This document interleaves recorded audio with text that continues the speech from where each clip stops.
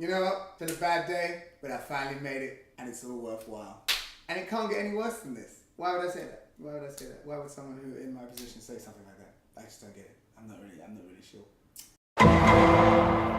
So, it turns out, after I had set everything up, the lady came up to me and she said, okay, could you put the lights up? I said, excuse me, what lights? What are you talking about? I don't understand. So apparently we were supposed to bring lights as well, but nobody told me we had to bring lights. Ergo, there are no lights were brought. I found the package with, well, technically it didn't have my name on it, but I found my speakers and I set up everything. I'm a DJ, I'm not a light technician, I don't know about this. And she went off. She was like, I spent $2,000 on this and you didn't even give me any lights. People are gonna be dancing in the dark. I would have just bought lights myself. And so on and so on and so on. And she went on. And yeah, man, it didn't look, it wasn't a good look. And it was made even worse because there was a camera girl with me as well. And she was supposed to be taking pictures of the whole event. But she turned up without a camera. She didn't have a camera. Like that was her only job, was to have a camera and take photos. And she didn't have a camera. The mom was pretty pissed. And she had every right to be, you know, I couldn't even really complain about how she was being kind of rude to us at points. And I was like, you know what? You paid a little money, you didn't get what you wanted in it. Like, and none of it is my fault, but I guess I have to bear the brunt of this, so it's fine. There was one point where there was like a ditch in their garden and she kind of fell over and like threw a glass of wine all over her face, and I was like, don't laugh, this is not the time. We have not had a good connection, there is no rapport, you cannot laugh at this woman, she will kill you. But the house, man, the house is pretty sweet. It was a proper sweet 16 kind of party. It was massive garden, massive house, a tennis court, swimming pool, the whole shebang. Great. The party itself, well, I don't want to say it was weird because I don't know, I've never been to a super sweet 16 before. I don't know what these kids are like. It was strange. Strange. There were like all these teenage girls dressed in like these super tight dresses and it was just really, and it was like, I know how old you are. You know, like they all had like braces and stuff but like heels and it was just, you know, short tight dresses, heels and braces. So they were constantly like coming up to me and requesting all these songs, and at this point I kind of felt a little bit old because they were all requesting songs that I hadn't even heard of yet. I was the DJ. I may add, none of them said please. None of them. They just came up there. Just these rich kids just came up and were just, hey, play this song. Okay.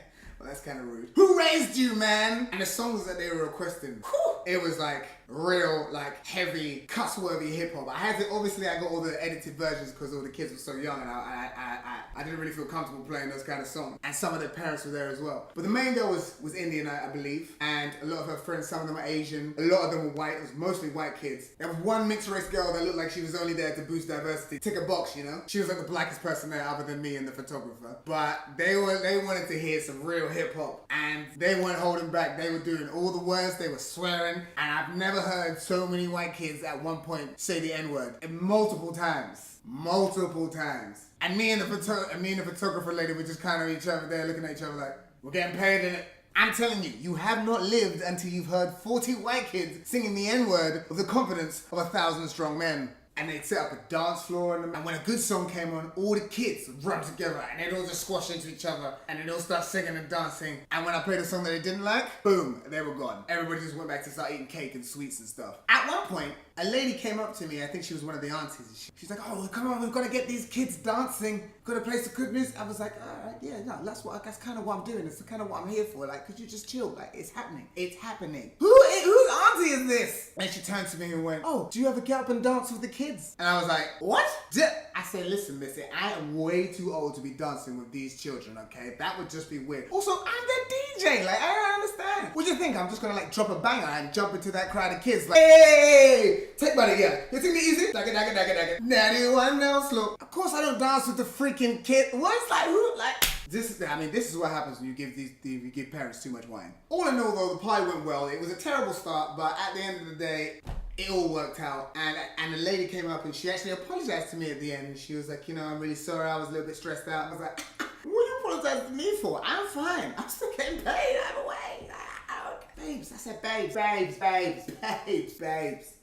Can I call you babes? I said, don't worry about it, love. All right, don't worry about it. It's fine. These things happen. I am actually sorry for you. Call this company, get your money back. And she said, you know what? Yes, you're right, you know. And I just want to say you're a very good DJ. And we had a really good time. So thank you very much. Oh, there you go. There you go. It was a stressful day, but it all ended pretty well. Apart from the fact that then I had to drive back to the warehouse, again with no map, no phone, no nothing. And I had to get to the warehouse, then get back to San Francisco, which is a 2-hour round trip. It was like 10:30 at this time, and I had to be back in time before my car expired at 2. Spoiler alert, I didn't make it. Thank you for watching again. I've been Miles. Don't forget to like, share, and subscribe. I will see you soon. Hey, take bodyguard, you think me easy? Who you around with? You want it easy? Take me things on, you take my money too. So take body too.